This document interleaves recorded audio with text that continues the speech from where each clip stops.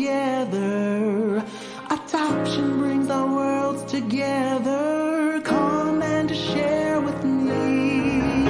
Adoption brings our worlds together. Adoption brings our worlds together. Adoption brings our worlds together. Come and share with me. Share with me.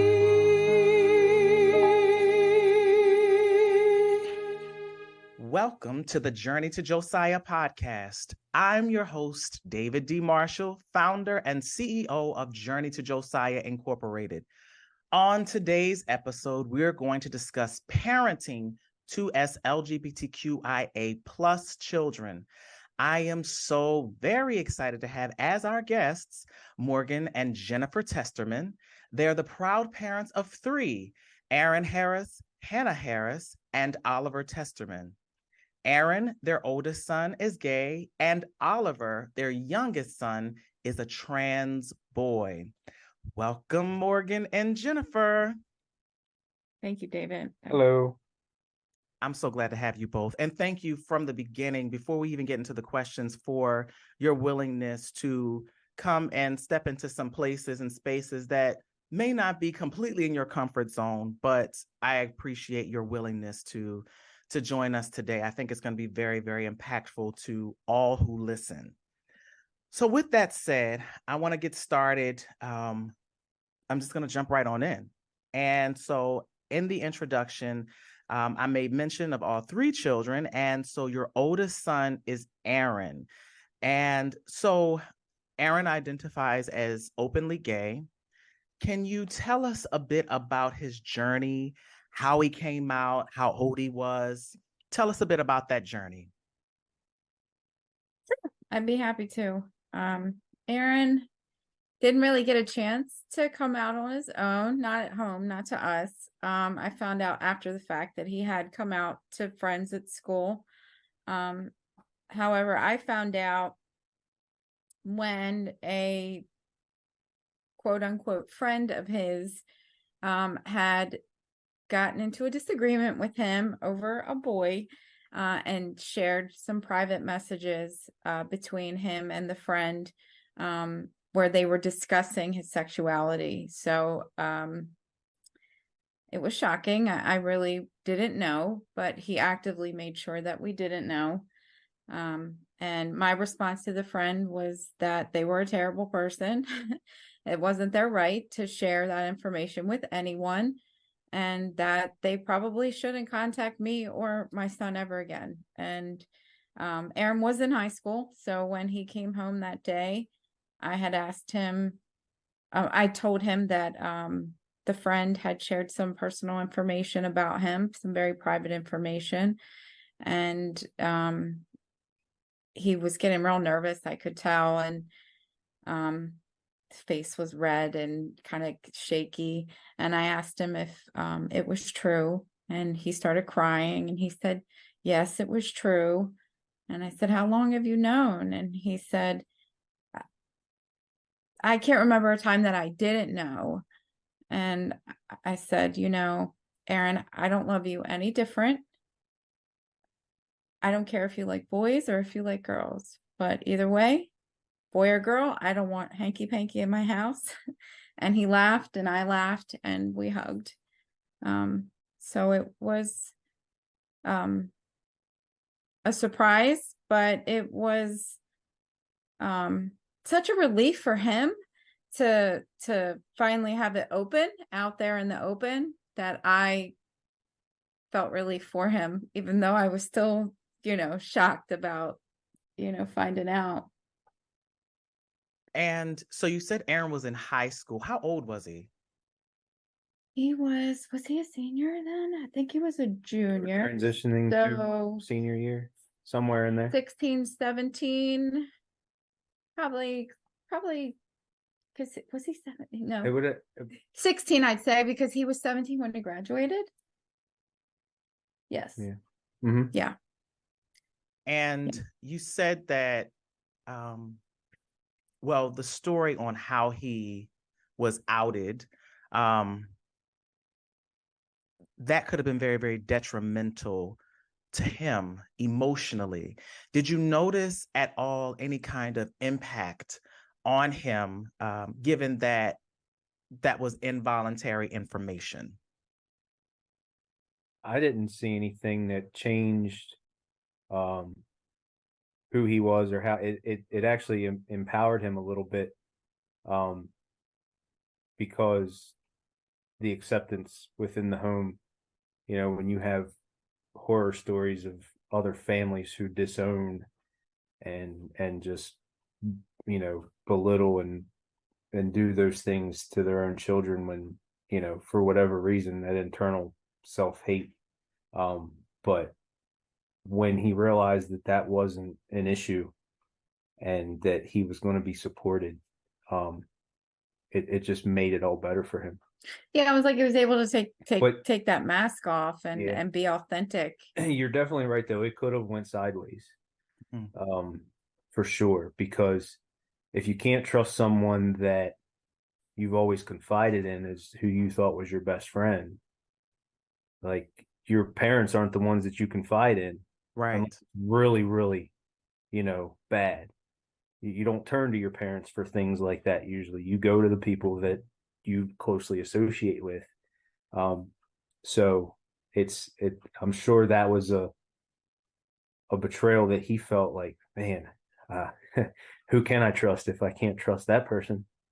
But he got through it. He didn't really let that, slow him down. And I think that kind of helped him later on, as in now, like, I can't really put much trust in a whole lot of people, because if that person did that, then so. Well, I think it's more that trust is not something that I can just give away, Yeah. that people really need to earn that, So it was a lesson for him, but I feel like the relief of our acceptance overruled the betrayal of the so-called friend. Yeah.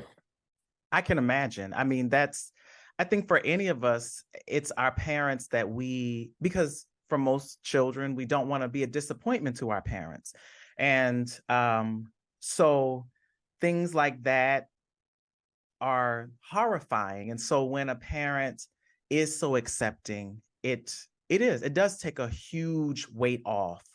And let me ask you with that, first of all, let me go back to how you spoke to him in terms of when it all came out and how you told him, I love you no less. And again, something else that children need to hear when they're in some way, shape, or form doubting themselves.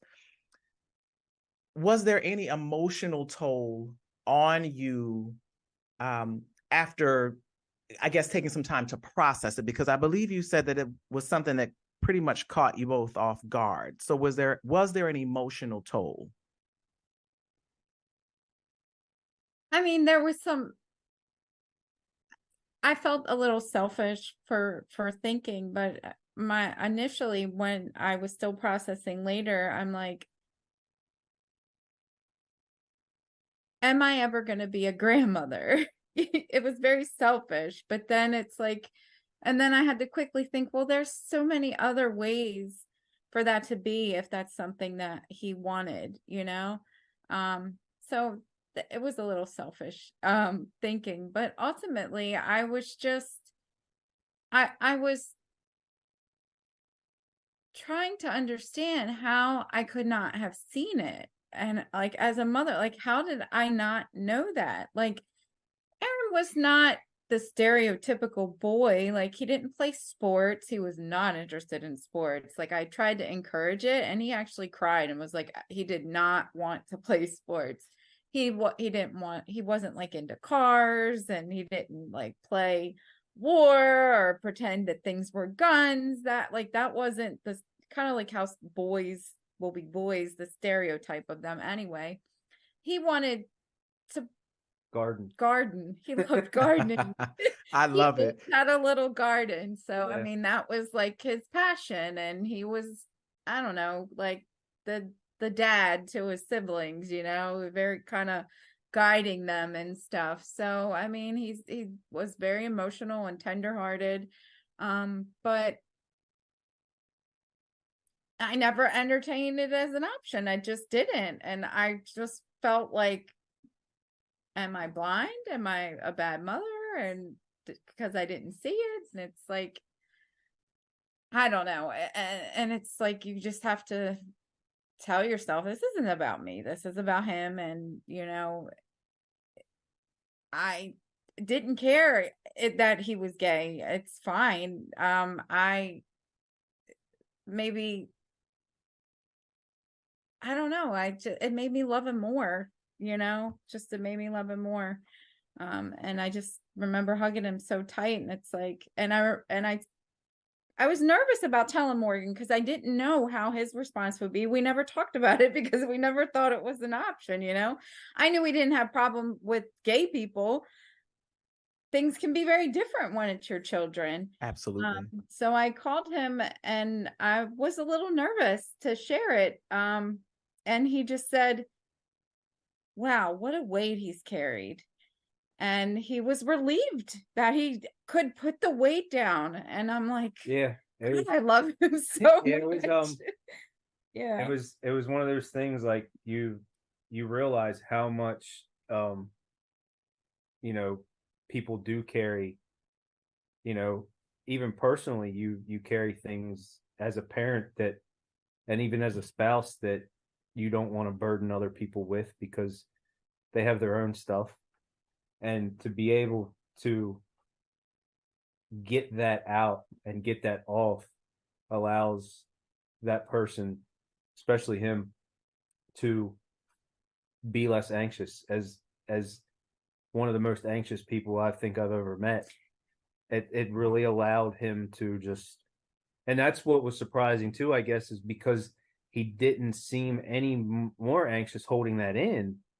Like, like sometimes skittishness can show, and certain things that you may see on television. You never saw him uncomfortable around us when you would see like a scene or something. You know what I mean? Like if you're hiding something, you would change your demeanor, and never noticed any of that. So it wasn't, there was no cues. No, but I'll tell you, once it was out in the open, we knew shortly after how much he actually suppressed, because he was just comfortable being authentic. And once he was authentic, I wouldn't have missed that he was gay prior if he was authentic. So it was a lot of emotions. I was just proud of him for, first of all, being brave enough to be open in school, because that seems scarier than telling my parents from my perspective. I agree. In the 90s. But the other thing too is like when you present that, information that was shared, the easiest thing too in some people's mind would maybe be deny it at first because you weren't sure. So to just come out and yes, that's true was pretty. He was very confident. Yeah. And very sure of his, no question. Yep. Yeah. So just to be able to voice that immediately was nice. Yeah, because that goes back to what you said, Morgan, about the weight. And so when he was able to lift it and put it back on the rack, I'm sure that was life-changing for him. And Jennifer talked about the emotion behind it. And let me, before I kind of segue, because I do want to ask Morgan about that, but it's interesting kind of the parallels. I wonder how many parallels there are. And that's why this is such a great conversation, because I believe there are so many parallels with the way parents process and think of these things, because I think that the first thing my mother said, if I can remember correctly, was, it's okay if I never have grandchildren. And so, and I'm looking like, I mean, to be honest, I was thinking, I'm gay. I didn't say I was going into hospice care to hang it all up tomorrow. So it was kind of, it's interesting to hear that. And then the other piece was that my mother, just like you, didn't see. It was a shock to her. And one of the misconceptions, because I heard this from the friends that I told, was, well, your mother already knows. She already. And so it's so interesting to hear you as well say that was a shock for you. Now, and as I'm discussing it, I want to ask you this. In retrospect, do you believe that maybe it was something that was there that you did not want to see? It could be. We were very busy with, Hannah and Oliver both, and just the timing. There was a lot. He stayed distant sometimes, so it can't really say that there was something that we may not have wanted to see, because there was a lot going on through a lot of that at that time. It was completely subconscious, but Yeah. I would think that if it's something you don't want to see, it's because you don't want it to be there. And I don't have a problem with it being there.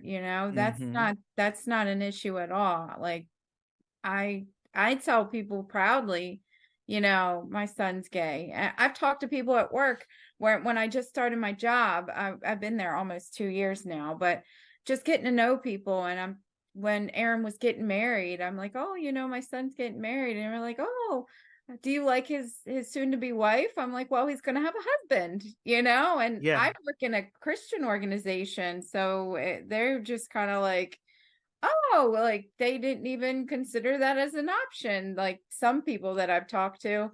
But that's not going to stop me from proudly saying my gay son's getting married.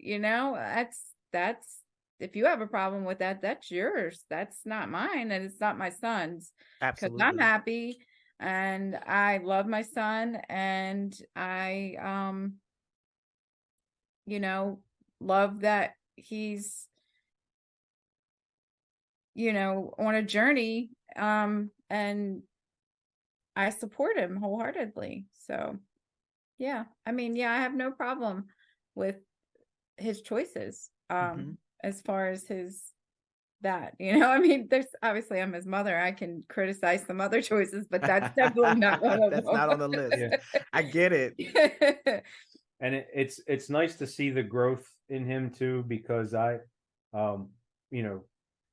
never waned. I never waned from who I felt I needed to be as a parent. Nothing was ever delicate on my side when it came to parenting. I felt that's what mom was for. So it was always, you have choices to make. We have a few ground rules, but you need to understand you have choices, and you're going to understand the consequences based on those choices. Yeah. And now seeing that, you hope that your child stands up for themselves, and he does immensely. Yeah. He has brought up where he had been picked on a little bit by some coworkers about his sexuality, not outwardly like deliberate, passive aggressively, hinting at, being homosexual and things like, what I mean, with those dog whistle words, and he has zero tolerance, which I absolutely love about him, because that's what I wanted in him. And it's great. I love it. That's a great segue, because actually one of the questions I wanted to ask was understanding the society that we are in now. Granted, like you said earlier, Jennifer, the 90s was different. Coming out at school just would have never been a thing that we did. It just wouldn't have worked. But society is still struggling greatly. So were there things that you both did, either one that or were there words you gave him to help him to navigate what he could face? We've had lots of conversations, but honestly, in his school, like Aaron was popular in school and accepted, widely accepted by like the staff and his peers. So he didn't really come across a lot of that. I mean, the friend that outed him was really, it was bitterness because the friend was a female and was dating a male, and the male and her broke up, and then months later he was dating Aaron. So it was really just kind of rooted in jealousy. But I'd say that was probably the worst that he had faced. So he was fortunate in that aspect. But yeah. It was always, you know, when people show you who they are, believe them. Always. Yeah. You know, it's tough sometimes when you're empathetic like he is, and that old soul and caring. He always had a hard time telling people no. And I was like, no, you have to tell people no. Get used to it. Yeah. There's ways to tell people no. And, you know, you can be nice about it, or you can be mean about it. Obviously be nice about it, but don't be afraid ever to tell someone no. Yeah. And I tell them, you come across people that are going to have strong feelings about how you live your life and who you are. Don't carry the weight of their hate. That's for them to carry. That's not for you to carry. You know, their feelings, their emotions, their thoughts about you is not your business. That's theirs. So let them have it. And it's true, it is a weight. Yeah. Yeah. It's a lot when we harvest, even when we harvest resentment, that is a weight. And we have to do our level best to try to free ourselves of it. And then when we do, it's like, oh, why didn't I do that before? So I love that. It was a weight. I want to go back. I want to circle back. Jennifer was very open about the emotions that she felt upon Aaron's outing. So Morgan, for you, after you processed it all, what was it for you?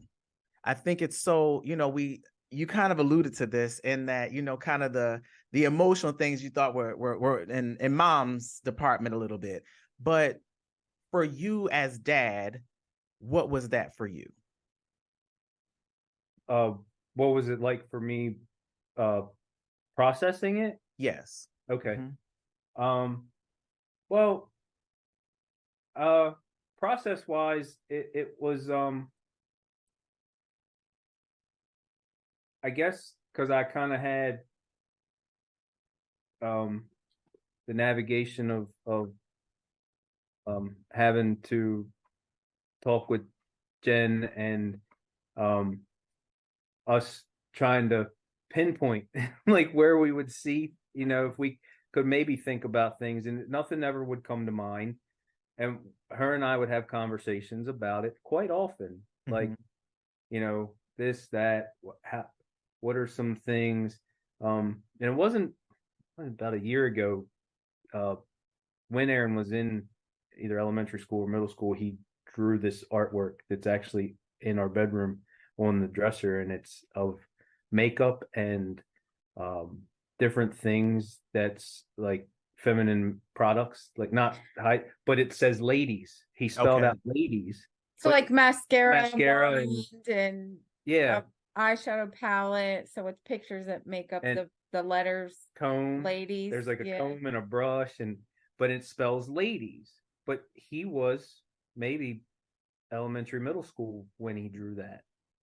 And it was about a year ago, Jen said, I wonder if that's when he knew, when he drew, you know, basically along those lines. Well, most people would assume like, oh, he's a ladies' man. Well, he is, but not sexually. His best friends are females, you know? Yeah. So I don't know. It was Yeah. But stuff like that, like, and then you process and you think about it, and then, but for me, because I've never had bigoted experiences other than what I would see on television, personally, against, gay people or anything of that nature. I never had that. So it didn't cross my mind to think anything other than he's just a human being. He's my child, and we need to help him get through any phases that he needs to get through. That's about it, really. And make sure that he knows that he's loved and supported. Yes. Yeah. So, no, like, process wise, no, I didn't have any like hard times. It just, I knew what I had to do was help him be strong. And I love what you said, and this is a point that should not be taken lightly, in that you said you did not have any bigoted experiences. And we know that bigotry, hatred, these things are learned behaviors. So very much what we see and how we see people react to certain things, or the things that we hear them say, we don't come into this world with hate and prejudice. It has to be taught. So because you did not have that, that was already most of the challenge won, we'll say, because that wasn't something that you thought of in a negative way. So that makes a huge difference. Right. Now, And David, on the flip side, I did grow up in that environment. But I knew, physically felt that was wrong. So there was a lot of hate for sexual orientation, race. I grew up in that environment. It was normal, but I can remember at a very young age just knowing that it was wrong and it was not something that I wanted to be a part of.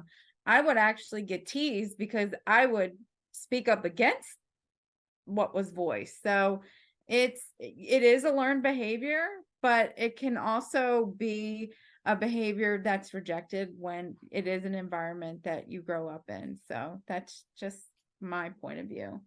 Yeah. I think that's also lucky to have his mom. So zip, and I've always said this too, like, zip codes have a lot to do with how you're brought up. Yeah. Yeah. That's being able to live in the same home, and yes, that is a fortunate thing that I will say, and having different experiences. But had a person had those experiences and lived in a zip code where you didn't have a diverse high school, may have instilled and ingrained a little further. You know what I mean? Yeah. But because Jennifer was able to be around a bunch of different types of people and experience a bunch of different types of people, she knew it was wrong. Yeah. Even when it was in her own household. That's true. So, like I said, like, a zip code has a lot to do with what you're able to experience. Absolutely. Yeah, that's true. And if we were down south, she might have ended up different. Exposure is key. I mean, and I can say that from where I grew up and then went back, there were so many perceptions there because exposure was not there.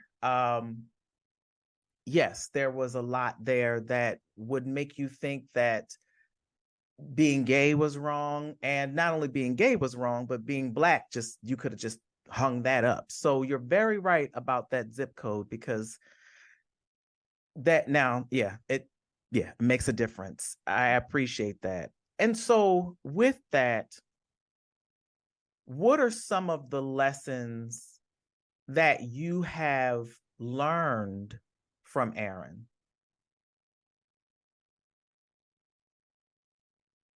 I feel like I've learned more lessons with Oliver, honestly. I really have. I've learned more lessons with Oliver. I think Aaron was easy. It just felt easy. It was effortless to accept. We didn't skip a beat. It was never weird or awkward. Don't you think? It just felt easy. But I had to learn, and it has nothing to do with sexual orientation or anything like that with him, but I had to learn um how to navigate. He was the first person that I had been around that had ADHD to to the extent. So I had to learn, and it's still difficult because sometimes I feel like it's if I just give you some pointers but it's not that, and I still struggle with that. Okay. If and it's like I have to sit back and say, well, yeah, things come a little bit easier to me, and I can't do that to him. So I had to. Those are the things I had to learn. Okay. I've never had been around that either. Okay. Until Aaron, and that it helped me slow down a little bit with some stuff, and So process a little different. He's taught you another way to communicate. Yeah. Okay. And listen. Yeah. So you learned a lot more on the developmental end of things versus the the piece of him being openly gay. That's a lesson. That's a huge lesson. Yeah. Because even in that, when we are faced with these different sorts of scenarios, they're meant to stretch us, and they're meant to stretch us in ways that we are then able to show additional grace to others. And I'm saying that word early because we're going to talk about that word a little later, and something that you said, Morgan.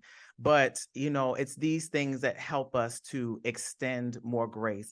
It's about understanding. It's just about understanding. So we're going to segue now into Oliver. So Oliver is your youngest son. How old is Oliver right now? 14. Yep, 14. Oliver's 14, and Oliver is he identifies as a trans boy, correct? Correct. Yes. And so I want to kind of then recycle some of the questions that I had when it came to Aaron. So how did Oliver come out? What was that conversation? Well, Oliver was in therapy because he had lost his grandmother, Morgan's mother. 2019. Yeah, so he had been in therapy for a year, 2 years, I guess. Roughly, yeah. If not, yeah. And the counselor kind of broached the subject when we had a group meeting. And initially I was very confused. I was really, really confused by it. I was shocked, to say the least, and confused because it felt like it had come kind of out of nowhere. Sorry. No, you're totally fine. So take me back to that a little bit. So he was in therapy for grief. So he was in grief therapy essentially. And it was during that time that maybe a little bit more self-discovery took place during that time was it something that how do you think that came about during that time? What were some of the things that were possibly being discussed within the grief therapy that would have, or was it that in being able to be in a space where he could be more expressive, because therapy helps us to be able to express and feel free to do so? Do you think that could have played a part in him? I think it was a level of trust that he had with the counselor because he Okay. had seen her for a while and saw her regularly. He saw her in school. They came right to the school, and it was someone that he had seen in the halls prior to actually sitting down and talking to him, and had a friend. So it was very comfortable and familiar. But this was during COVID, so we were under lockdown. and we had gotten him a phone so he could be more social. He's a very social person, and was getting depressed with not being able to really be, with friends and stuff. So he had, branched out with the friends and, made new friends in middle school, and they were talking on the phone and and kind of introduced to more people. And maybe it's something that he's always thought of and explored. Actually, I think that is the case. And he made friends that were gay and friends that were non-binary and, trans and whatnot. And he initially came to us and said that he identified as non-binary. And that part really wasn't too surprising because it kind of fit. He wasn't really very girly and wasn't very like tomboyish, or at least the stereotypes of him. I mean, he loved video games, but he did like sitting out his outfits and dressing up, and I'm like, okay. And then it was very shortly after he said that he actually preferred the he him pronouns, and didn't want to go by the name Madison that we had given him. And honestly, initially we very much rejected it. I really just immediately was like that. It was hurtful, and I was kind of offended initially. Like, you've been our daughter for 12 and a half years at this. Well, I guess it's been almost 2 years that this has been. Yeah. And we picked that name out for you, and like it was hard to change pronouns. It's like this, like, what is happening? Like, and it really took, I didn't know that I would ever get over that. I was really struggling with it. And I remember having a conversation with Oliver, and I'm like, I struggle with thinking about you removing body parts and like operations, and I'll never forget, he said, Mom, I think you're getting ahead of yourself. Let's just focus on the pronouns. Wow. And I'm like, that really just resonated, and it hit me, and I just had this realization that this is not about me. I have these big feelings, but it's not about me. It's about him living life, feeling his most authentic self. And if that's as a boy, and me practicing to get used to he him, and he told us he picked his own name. He wanted to go by Oliver. So I'm like, this is just going to take practice. And Morgan didn't get on board immediately. And then finally I was like, not finally, it was like probably the same day that this realization came over me. And I was like, well, do you love our child? And he says, of course. Do you want to be a part of our child's life? Yes, of course. Then that's it. It's that simple. That's all. You know that. I know that. You feel that in your heart. I feel that in my heart. Then we have to accept him as he feels his most authentic self. Yeah. And so with me, it was with the name was tough because I tried to make the understanding, and I tried to make connections because it was an emotional level for him. And he was like, well, you don't understand. I said, well, I do, because you're asking me to call you another name. You also have to be wary of my emotion in that. It's not like my emotion isn't for you, right? So it's all relative.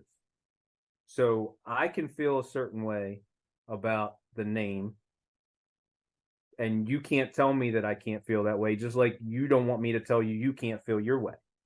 So you need to understand that. And that's where you get allies, is an understanding. I'll support you, but you need to understand and accept how I feel about it too.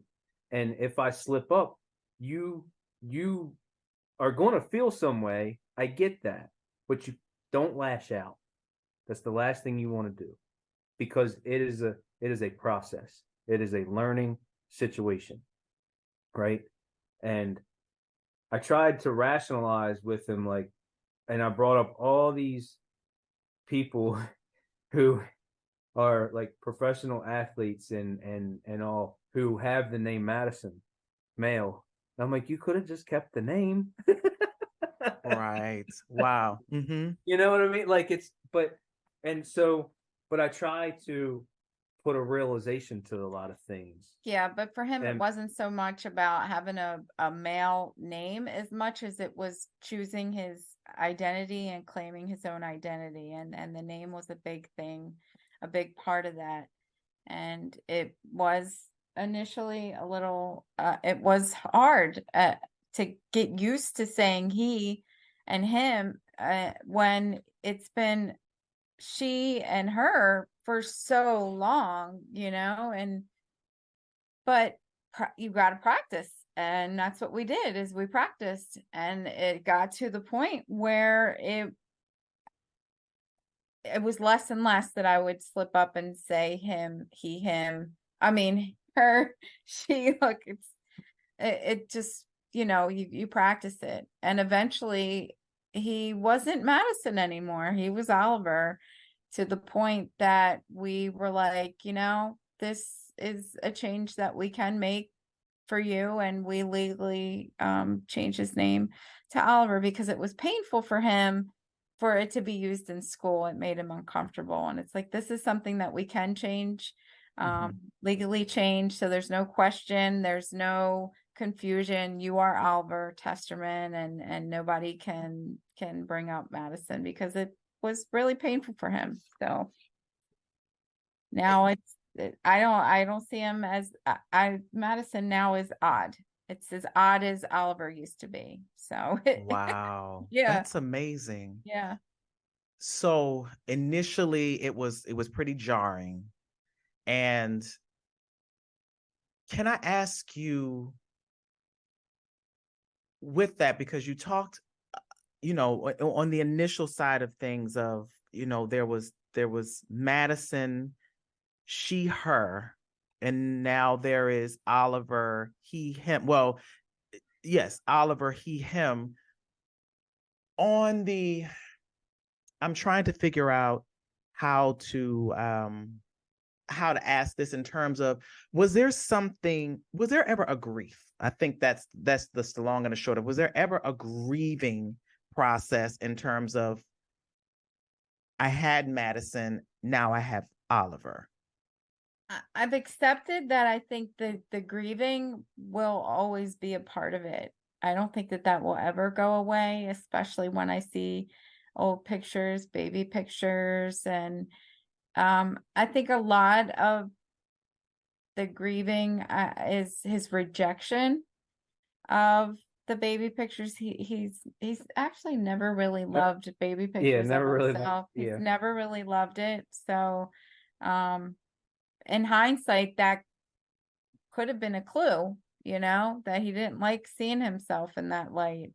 But he's never really liked baby pictures of him, of himself. But it's his complete, he's just not interested at all in Madison and the history of Madison. And I hope that he can embrace that part of him eventually, because it is a part of him, a big part of his life, and it's, you've changed, you'll make changes, you'll continue to make changes, and it's all okay.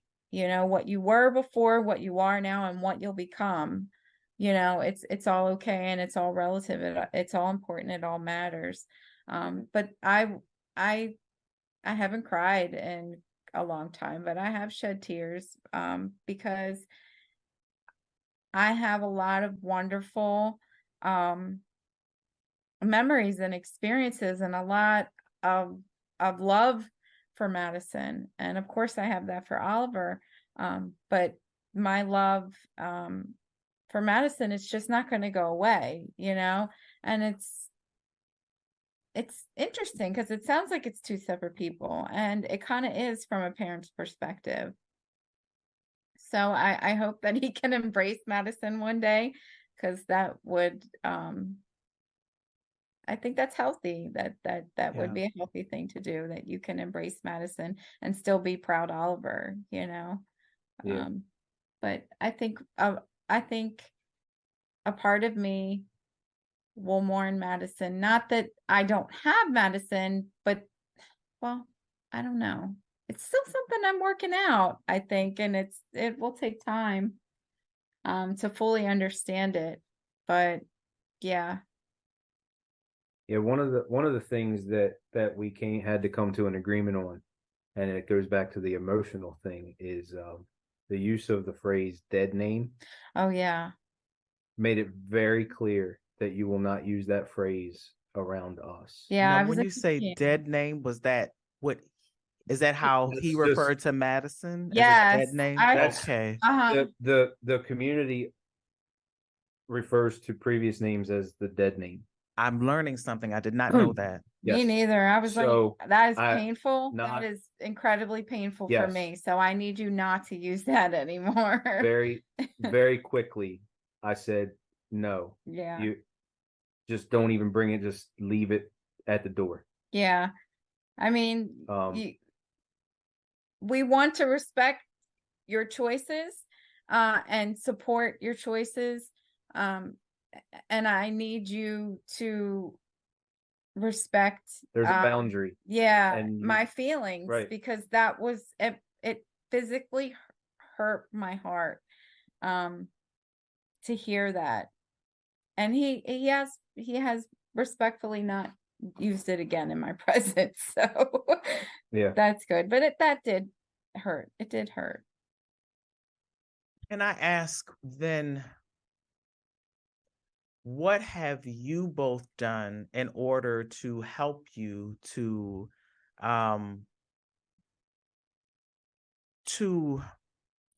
grieve that loss, but then celebrate? That just kind of fell in my spirit, but then celebrate the newness. Does that make sense? It just kind of fell in my spirit. There was a loss, but then there's something new. And when new things occur, they are to be celebrated. So what did you do? What was that like for you? I think leaning into the new helps you grieve the past, and then just realizing that, you know what, that we have memories. It's the past for a reason. It helps us grow, but we shouldn't be stuck there. I think for me, seeing how bright he would shine with our acceptance made it easy to celebrate it. It makes it so easy to celebrate him. Yeah. Because he is such a bright light, and during that time, it was dimming. It really was dimming. And once I was able to get out of my own way and put him before my emotional stuff, because it's not his responsibility to deal with that. That's for me to deal with, us individually, that's not for him. But yeah, the acceptance is so powerful, and it carries over into every aspect of his life. And he is confident, and he is do no harm, take no shit type of person. Pardon my language, but I just adore him and find him so brave, and just all the positive words that you can think of to describe someone I see in my child. And I know that our support and acceptance is what charges the battery in him, to help keep that light alive. Yeah. I really do believe that. It's powerful. And I kind of have a different approach. I have an unorthodox approach to parenting. I'm very hands off until I don't need to be. Okay. Because you need to figure you out. I can't figure you out for you. It's not. I don't think it's a parent's, because you try to you get in the way of that if you try to do that. A lot of parents make that mistake of they didn't accomplish something, so they try to get their kid to accomplish it for them. They direct them, not Right. guide them. Right. So Yeah. I just, same thing, very limited rules. You have choices. You choose correctly, you get the abundance of what comes from the correct choice. Well, you have consequences, Right, you positive choose- and negative right, consequences. Right. Yeah. You choose. It's not always an incorrect choice unless you don't learn from it. Yeah. So if you learn from it, then that's where you nurture that and you figure out, okay, well, this is what I need to pivot. I need to do something a little different. Yeah. And the choice that I made allowed me to learn. Wasn't so bad. But yeah, that's how I am. But if you need something, I'm right there. And that's the thing, is that we're not directing him, we guide him, but he seeks the guidance. Yes. He comes to us with so many things. I think So because we don't navigate for him. We allow him to navigate. Yeah. And we so support. it takes Yeah. it's less pressure. And you have allowed him to be. Yeah. Right. And when you opened that up to him and kind of gave him that gift, I would term it a gift, then it then gave him that ability to be able to move and grow. And I think that this is such an amazing lesson that I mean, what you're dropping some seriously amazing nuggets, because your like I said of Aaron, your experience, your thought process is shared by many, right? And I think people just need to know, particularly parents, and that's why I wanted to have this discussion, that the emotions are okay. And no more than can we ask the child to suppress who they are, we also cannot, as parents, tell ourselves, though, to throw that away. You know what I'm saying? And so, but what I hear is that you're yet navigating. It's a daily thing, but at the same time, you are choosing to celebrate who Oliver is to come, and that is who Oliver will become. But I'm appreciating listening to this ever evolving journey. I also want to go back to something that Morgan said, because you shed a different context when we did our pre-interview conversation.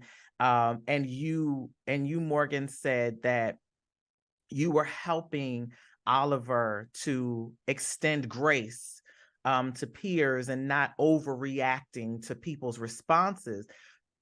When you had this, when you brought it up today, I heard it in a different way. So was that first bit of grace, were you asking Oliver to, how would I put this? Was it you that needed to be on the other side of that grace initially? To not have the lash out? Yeah. Right, because we're the first point in his life, right? So if you need us to, as a parent, you're going to support your child Mm-hmm. unless it's something catastrophic that causes whatever. But if you alienate us in the process of finding who you are, you shut people down. Mm-hmm. But yes, I would need to be the first point of grace because you want me on your side. You need me on your side to help you, because if something happens out in the world and you need to talk about it, then you run the risk of me not wanting to hear about it if you've already not If you shut me extended down, that olive basically. branch to me to not get defensive when I make a mistake, because we're bound to make mistakes. That's what we do. We make mistakes, but we have to learn from those mistakes. If you don't give me the opportunity to learn from that mistake and better it by lashing out at me, I'm not going to want to do it. That is so profound because that's just a human thing. yeah, It's that fight or flight. it's even more profound hearing about it in this context because your Oliver's father, obviously, when it comes to our parents, we adore them. And so you having to be the first person on the other side of that grace had to mean something different, because ultimately it would be my thought process that Oliver, because of how much he loves you, he does not also want to see you hurt in any way, shape, or form. Correct. And so in having to learn that grace with his parent was huge, in my opinion, and my thought process in terms of how he can then navigate the other people on the outside. Does that make sense what I'm saying? Mm-hmm. Yeah, because emotionally, you've always been loved unconditionally by your parent. Yes. Whether you listen to them, whether you follow direction, that love is still there as a child Mm-hmm. from your parent. So to know that there's a possibility that your parent is going to shut down on you if you don't extend that, Mm-hmm. what's the rest of the world going to do to me if my parents love me regardless how I act? Yes. So yeah, that definitely, I never thought of until you just said that. Like, I didn't think of it that way. And I thank you for bringing, I didn't put that together, that's profound for him to be able to do that. Yeah. So, but as a parent too, standing strong and firm that I am your first line of defense. And if you break that barrier, then we have a lot to build on. It's going to take time, Yeah. So yeah, that was a probably pivotal learning moment for him. Definitely.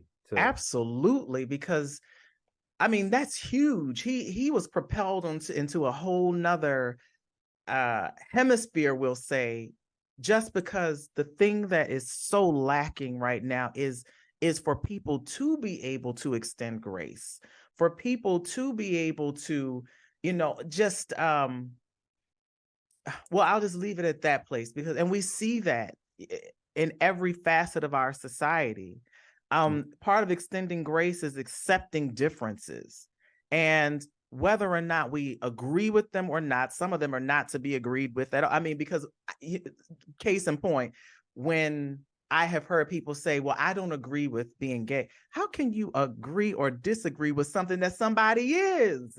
You know what I'm saying? But at the same time, that we are seeing the breakdown of the world based on people not being able to extend simple grace, whether you agree or whether you don't. It's just that. So what you gave in that lesson, using yourself to be that person who had to have that grace, that was major. And I don't think that will ever be looked at the same way when it comes to how Oliver will receive and love others. I think that is huge. Let me ask you both this. And so did you two and at any time have to go to therapy to kind of deal with your own emotions? No. No. Okay. We help each other with We that. really do. We really do. We are fortunate enough to have each other in that we don't pass judgment on one another. Mm-hmm. No matter what, like you see it all too often in relationships where there's a bitterness because somebody's doing better or whatever. No, that's not how this works with her and I. I prop her up when she needs it and humble me when I need it. Like, yep. You know, we really can be that for each other and just know that it comes from love, you know? So, I mean, well, biblically, you know, when you're married, you become one and you're also each other's helpmate. So what I'm hearing is you're walking in that, how God saw marriage to be and what he intended for it to be. I see that's amazing. That's that. And you know, and we're not saying, and I don't want any listener to misperceive even my thought process on what I'm hearing with Morgan and Jennifer. If your process, if you need to go outside and have therapy, doesn't mean you're any less of a solid unit. It's, you know, everyone has to deal in their own way. Mm-hmm. But I celebrate the fact that you two found that in one another. I just think it's remarkable. And to that end, in terms of any therapy, is that something that is ongoing for Oliver? He's not currently in therapy. But if it's something that, well, the services in school kind of, you know, fell apart after our insurance change and it no longer covered it. And we did look. It's surprisingly difficult to find therapists that are able to that fit the criteria that you're looking for, that is covered under the insurance. But it's not something we're opposed to at all. I've definitely been in therapy in the past, but it's just not something that feels necessary right now, but we're not opposed to it or closed off to it. And it's definitely something that we can revisit at a time when he may need it or express interest. Yeah, I mean, and just right now, he's in a really great place. I was nervous about high school. I really was nervous about him going to high school, but he is just embraces it. Yeah, high school agrees with Oliver. What a relief as a mom. And as a dad, it's very much a relief, but he's thriving. He's really thriving. He's getting really good grades and he's got really positive people around him. He's in theater. He's excited and he doesn't hate going to school. So, I mean, all good things. Not to say that, you know, there won't be times that he may need additional support. And if that would be the case, then we will provide that, you know. I mean, it's just those are the things you provide for your child as they need them. He had crooked teeth, we put braces on. So you need a therapist, we're gonna help you there, you know. You hurt your foot, you need a podiatrist, we'll send you there, you know. Right. So, no hurt feet. As needed, we'll take we got 2 years for that. The other thing that I was telling you guys about being hands off as a parent, it was always my first and foremost thing that you start your homework, you do all your homework to the best of your ability that you can by yourself. When you absolutely need help, come and get me. Mm. You say homework, but you mean like with most things. Like... Well, we're talking about school and the grades, and Yeah. Very seldom do I get asked by Oliver to help with homework. But he does ask for help. He does, and not just with homework, but life. You yeah. know, he comes to us when he needs help. Yeah. Yeah, because he did have an incident in school. There was a girl that kept saying she and this, that, and the other. Intentionally. Yeah. And I was like, look, that's something that person is internally, like, there's a hatred there of something, whether it be self-hate or just that then it projects outwardly. Something at home may be driving that, but it's not you. Yes. It's just a mechanism internally for her to suppress whatever. So an outward whatever helps her cope. It's not anything you need to really, you shouldn't worry about, but you will. It's understandable.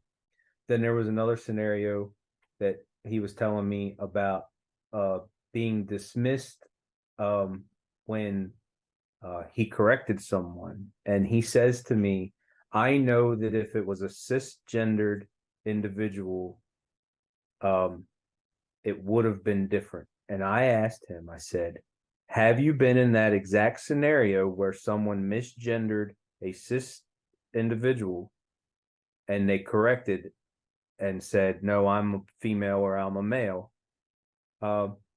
He says, I don't remember. I said, so you're basing a scenario off of something that you may have only been in once and you don't remember what the outcome was. And you're saying that person would have acted differently. I said, you can't do that. You can't make a scenario up in your head. All you do is stress yourself out. You have no idea what that person would do. Yeah. Making that in your brain because that's something that you think other people do. So you've now stressed yourself because you made this reality up out of nowhere. You can't do that to yourself. You taught another important life lesson because for those of us like myself who might be obsessed with the news, how many times do we hear various reporters try to have someone jump into the mind of someone else and think, well, how would they react? How do you believe so-and-so would react? Well, that's impossible. Most of what we're listening to just in everyday society is someone's opinion of what someone else may think or how they will react. So that is also another important lesson because we don't know. We don't know, so we can't make up the scenarios. But, there are times where we hear now that is what people are now forced to do, however impossible an act that is. Mm-hmm. I want to go back because I thought this was very important, and I believe it'll be important in terms of where we are politically. So Oliver, when in the beginning, and I believe Jennifer, you had some concern over gender reassignment, and Oliver said to you, "Well, wait a minute, we're not there yet."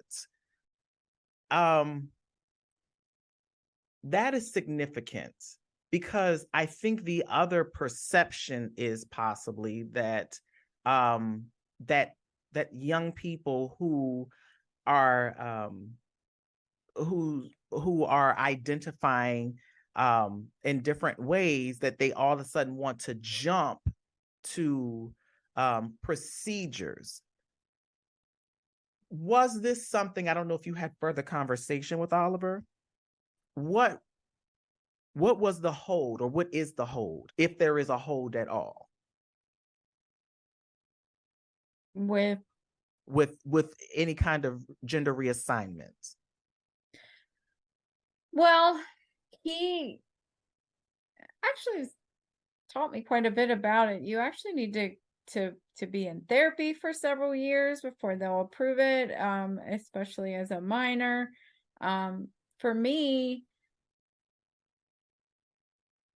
my main concern is I fear that he could regret making these permanent changes. So for me, I feel like he has, before he's even made the decision to be he, him, and to be Oliver, he had already reached puberty and has breasts and menstruates. So these are things that have already occurred, and he is now 14 years old, and I feel like that's a decision that needs to be made by him and solely him when he's an adult. I don't want to make that decision for him. And when he's a minor, that's a decision I will make for him. So once he is legally an adult and can make these decisions for himself, I will support him through it all. No doubt about it. Mm-hmm. I will support him through it all.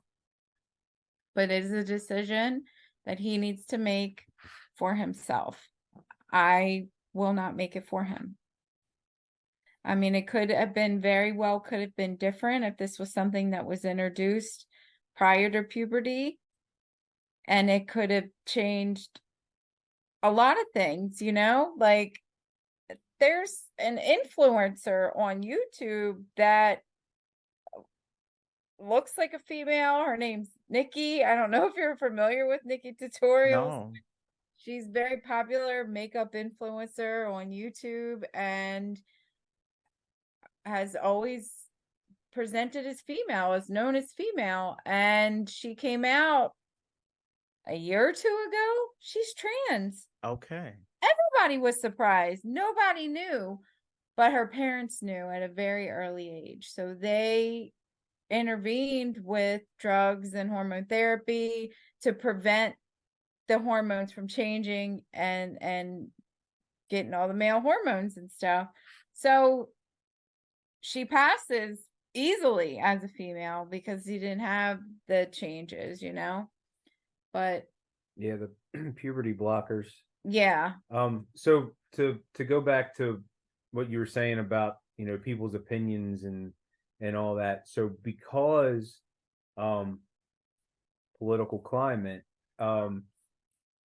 you get a lot of propaganda because they know that people are emotional.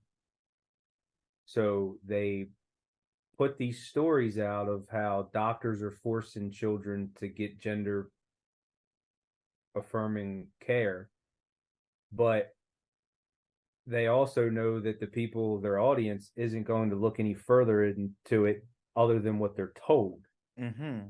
So you get this strong voice from a minority group of people to pass legislation that don't even pick up anything other than what's in their little information silo. So you hear all this, but none of them, like Jen didn't know that you had to go through multiple layers of psychiatric evaluation and monitoring and make sure that these same patterns are evolving and it's not just this little phase of something. It is constant, through and through, and they make sure, okay, this is what this is. They don't tell people that. And that's a choice. That is a choice that they made deliberately because, go back to not extending grace. Those people's lives have nothing to do with you at all. But here you are making it your issue, and it has nothing to do with you. I can't, like, the same people that put their thumb on the LGBTQ community have put their thumb on the African American community. They Very can't true.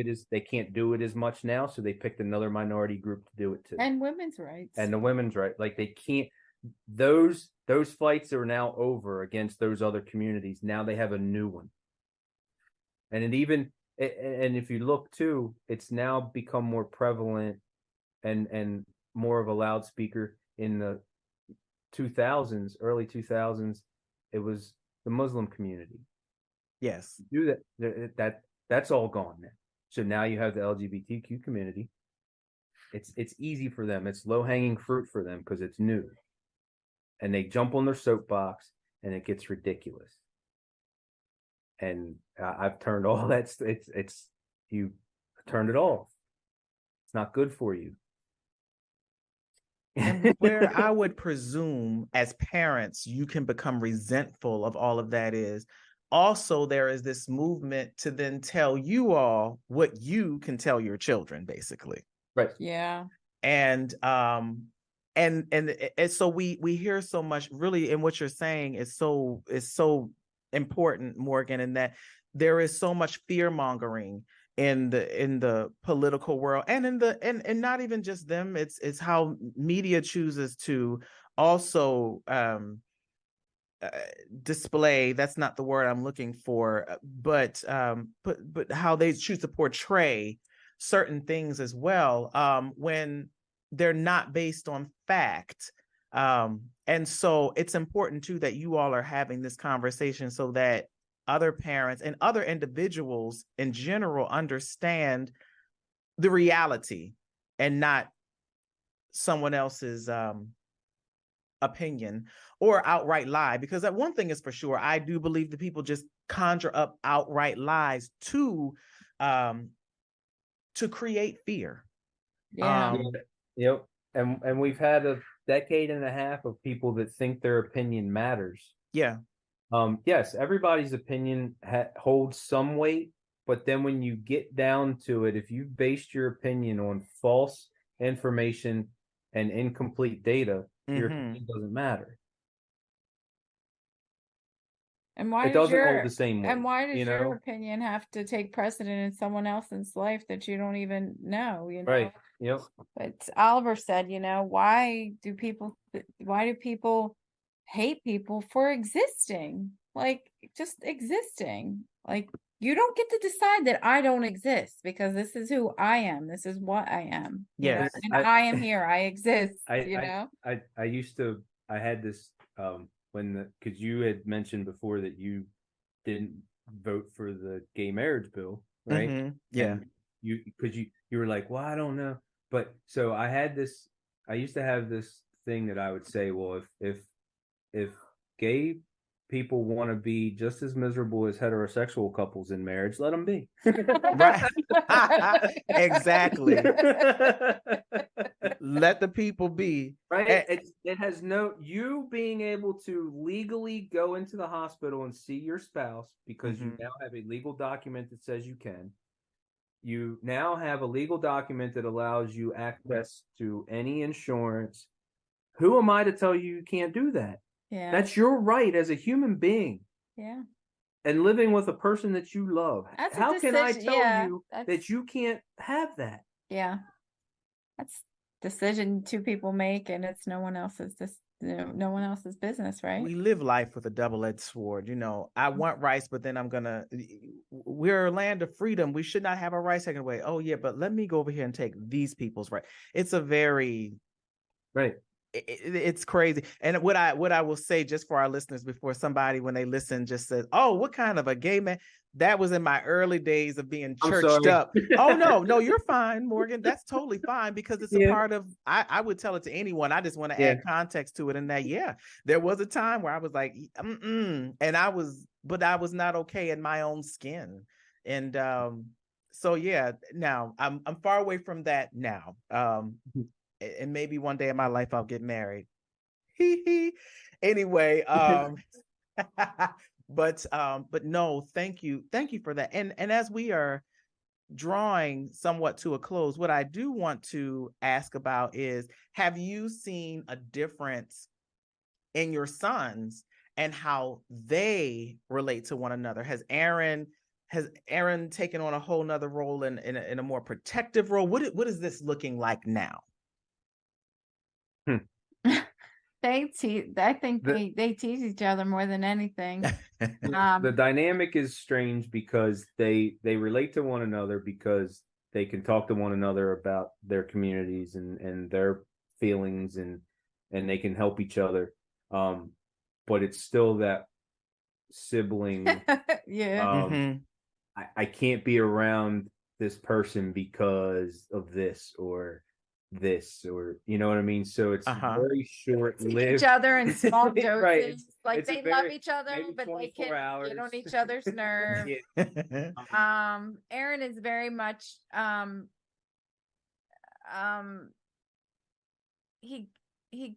think he guides Oliver. He's supportive of Oliver, but he also instigates and irritates. They're still very much siblings, so he will irritate him and instigate and mess with him intentionally. And Oliver, they can do it to each other for a while, kind of play around, and then they just get tired of it. Like, we need a break. So it's changed because now they're brothers. Like, they're brothers. It's not an older brother, little sister, which can be a very different relationship. So it's evolved in that way. They're very much brothers, very much. Can I ask with that? Whew, I promise I want to get to a safe close, but let me ask with that though. You said something major here. The same thing to where you are with parents. I once had a daughter, now I have a son. Aaron had a sister, now he has a brother. What was that? Was that an adjustment for him? Was that an emotional sort of thing for him? I don't think it was as much of he embraced it right away. Immediately. Okay. Yeah. Immediately. There was no wane at all in it. He was born way before us. He kind of like it was. And I think Oliver zero hesitation. I think Oliver had those conversations with him because Aaron being gay. I think those conversations were had with Aaron prior to having conversations with us. And then and then Oliver opening up to us was easier for him because the acceptance of Aaron was so quick and so the support that we had and acceptance of Aaron definitely paved a path for Oliver, and he felt way more comfortable coming to us. It was very different for us, very different experience. It was way more difficult, but we've learned so much. My kids have taught me so much, really. I grew up in a different time where your children were to be seen and not heard. You do what you're told. You don't ask questions. And I never really even understood that parenting where your children can teach you. And I'm just learning that there's a whole nother way of relationships between parents and children that I never experienced, that I never even knew was an option. And my kids have taught me that, and I'm a better person and I'm a better parent for both of them and what they've taught me. I'm 1,000% an advocate and a safe space for anyone in the community, and support everyone in the community. And I hope that more people can get behind that, and just let people live authentically and be as happy as they possibly can be, because it's already hard enough. It's just already hard enough without you just accepting people for existing, just like Oliver said. And and also if you ever have any thoughts of, just make sure to tell your children that you can't alienate people that don't, you know, I kind of lost my train of thought on that, but it had to do with some of the things we talked about with the extending the grace. Just make sure that you don't get angry, because there's going to be misgender, there's going to be this, there's going to be that, but just go into it understanding that people don't know what they don't know. Yeah. It's a learning moment. And always Yeah, it's a instill learning that. opportunity, You a teaching opportunity, right? Yeah, you can't be mad at someone for not knowing what they don't know. Yeah. And if you haven't told the person, you can't be mad that they don't know. And that's a lot of what I've seen, and Oliver has even agreed with me. He's seen it as well. People just automatically assume that people should know. Yeah. Then you can't make that mistake. So just keep on with that. Just make sure, don't be the CrossFitter that lets everybody know that they do it. But if it comes up, hey, no, this is how I am. This is how I feel. This is what I would like you to do. And we'll get through it together. You also have to be that guidance for the person too, because it's new to them. Not only them to you, but you to them. There has to be a mutual understanding. Yeah. So that's incredible. And because children, like you said as well, David, that they don't want to disappoint people. Right. No matter who, not just your parents, they don't want to disappoint people in general. No. So you don't make it like you're going to get in trouble for not doing it. You just make them understand the realities of it and the life lesson that's learned by allowing people to grow through it the way they need to grow through it. Yeah. Not go through it, grow through it. Grow through it. Yeah. Right. Because you have to water it for it to grow.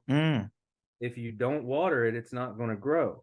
So you have to be there with them as well, because everybody's journeying through it. I don't know. I don't know where you stand in the church world, but you sound like you're preaching a little sermon over there. So I just feel a good amen rising in my spirit, because that's good. Yeah, growing through it. Yeah, that's This has been amazing. Shirt worthy. It's definitely shirt worthy. You both have dropped a few things that have been a few shirt worthies and journal worthies. It's been amazing. And I think because you all wrapped it. I didn't even ask the question. I was gonna say, what did you all have for the parent? But you all went right on in. You must be experts. This isn't the first interview you all have done. You know how to wrap it. But I really can't thank both of you enough. I know that it was different. It was a stretch, but I do need you both to know that you are going to impact so many people, not just parents who are parenting 2SLGBTQIA plus children, but prayerfully, there are also people outside of this community who find it not robbery to tune in, because there were life lessons, very important life lessons that you imparted on everybody. There was something for everybody in here. And so I thank you both very much for allowing yourselves to step right on out here and do this. Trust me when I say that I learned a whole lot. And I'm grateful for both of you all for being so selfless and sharing yourselves and your children. And I do hope at some point I can have I don't know, maybe I should do it separately. We don't want the boys to get together and get to picking on each other on the but I would love to, because I feel so much wisdom from both of them, and I'm sure that there is so much that they can impart to other young people who are navigating this, because as you all talk from the parent standpoint, there is a standpoint that they have, and I'm sure there is a lot that they can help other young people in terms of navigating. To our listeners, I thank you from the bottom of my heart for joining us today. Again, I thank the Testermans for coming on to be so selfless and drop these pearls of wisdom. You can follow Journey to Josiah on all social media platforms. I will place the necessary links in the description. As it is my custom, this is my catchphrase. Always remember, adoption changes lives and brings worlds together. Talk to you next Friday, same time, same place. Family, family, bringing our world